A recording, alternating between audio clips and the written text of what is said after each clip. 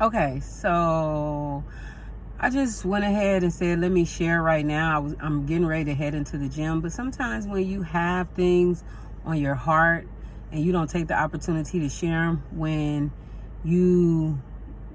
they're on your heart, then you kind of miss the momentum of it, and I don't want to miss the momentum of it. So, I was just in prayer and had been thinking about some things, and also reading in Genesis. So, when you go back to the first book of the Bible, it's such a faith-filled book that it can initiate your faith all over again. Now, let me give you a little bit of backstory. So, I've probably read through the Bible a couple of times. Completely. I've read through the New Testament numerous times. But a lot of times when I did the Old Testament, it was because, hey, I should do this. I need to read through the whole Bible. But, I used to think, but we're in the new covenant and this and that, and, just different things. So I definitely love the New Testament. And I also love the Old Testament because there's some great stories in there. But anyway, I wanted to start back at the beginning because I'm trying to encourage Bible reading together with my daughter. And so we started in Genesis, and it actually has been really, really, really good, especially with a partner that is your daughter. Firstly, because, sometimes when you're in a Bible study or we with a group of people, it kind of goes a certain way. But when it's with your daughter, you guys can take it, make some fun of it, and when I say make fun of it, let's take the story of Abraham sacrificing his son. While we were reading that, Briley, or my daughter, had me cracking up because I said, he walking with his dad, and he's saying, Dad, we got the wood, we got the fire, we got everything we need except the sacrifice. Where's the sacrifice? And Abraham go, well, God gonna provide the lamb. Okay, God's gonna provide the sacrifice. So of course, his son is walking along, he's saying, okay, Isaac is just going along with the whole thing. He's going to the altar. So they get up to the altar. And so, we were talking about it and saying, well, once you get to the altar, is he not saying, well, is he not providing the sacrifice? What are we doing? Instead, he takes his son and ties him to the wood. Who would do that today? Most kids would probably be trying to roll off the altar with the wood on their back, or however you can envision it. But they is going to be like, you are not about to give me up for no offering. Now, of course, that's today, back in the Bible days, when there was absolutely no back talk. There might have been disobedient, but back talk, trying to get out of something, you didn't see that out openly. So, Abraham lays him on the altar, and then I'm thinking, you're gonna pull out a knife? Can you imagine? And so my daughter goes, man, after that, I don't even know if I could go home and live with them. I would be so traumatized. And I started laughing because, we never thought about it like that. My mom, my dad just tried to kill me, and my mom, even though she didn't know, she allowed it to happen, just taking it into today's thoughts and how the teenagers would think today.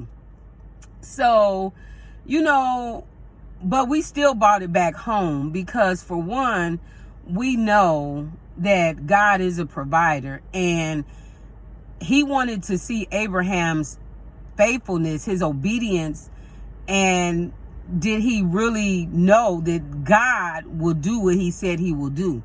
And Abraham definitely demonstrated he trusts the Lord completely. Because even if we take it to the parents, how many parents would sacrifice their kids today? You know, they take up for their kids, even if their kids are wrong. So let alone sacrifice them. So, so then we start talking about how, he was faithful to do that. And because he was faithful to do that, right when the rubber hits the road, right when it seems like it's about to overflow and nothing can happen, like you got a cup and it's overflowing and it's just gonna overflow before you could get the napkin to wipe it up. You know, when you're at the last straw, when you feel like, oh my goodness, you know what I'm saying?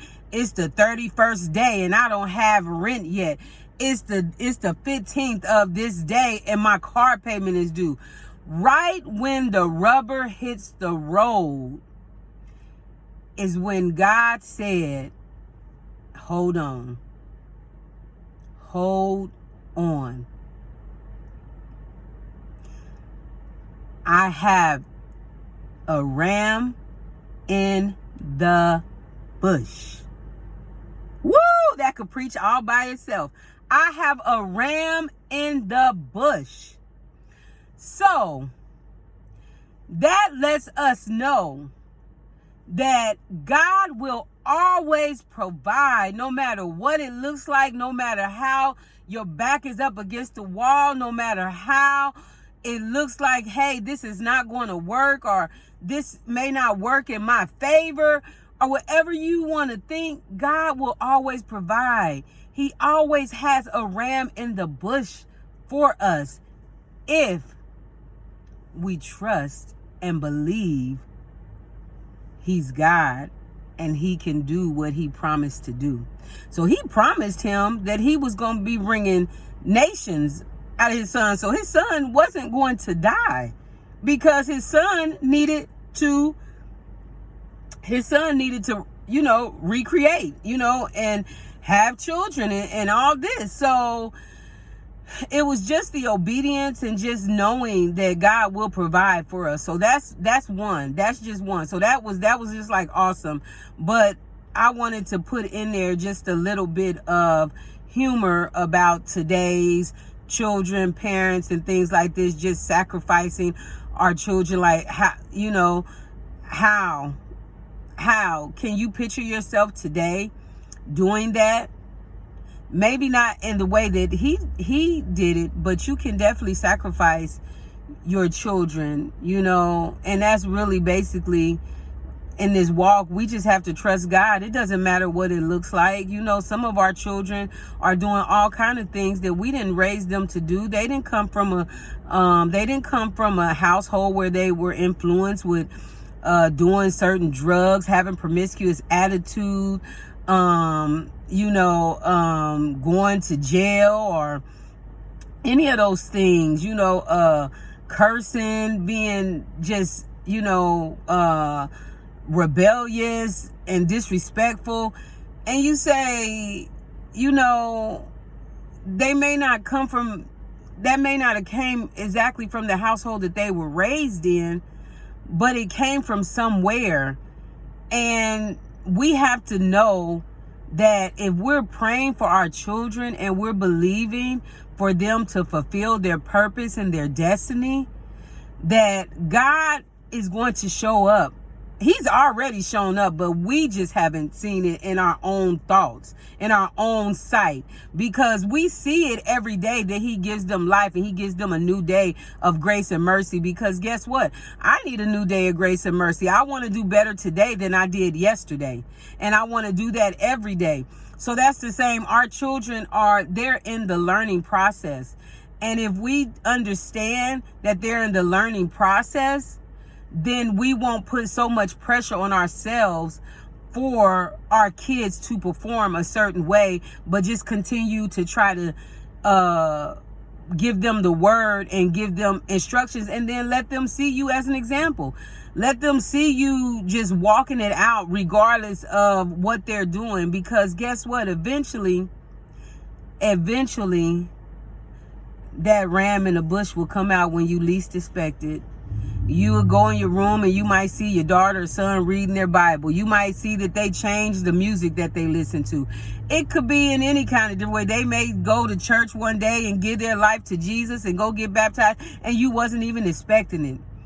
Just know that when God makes a promise, he will fulfill it.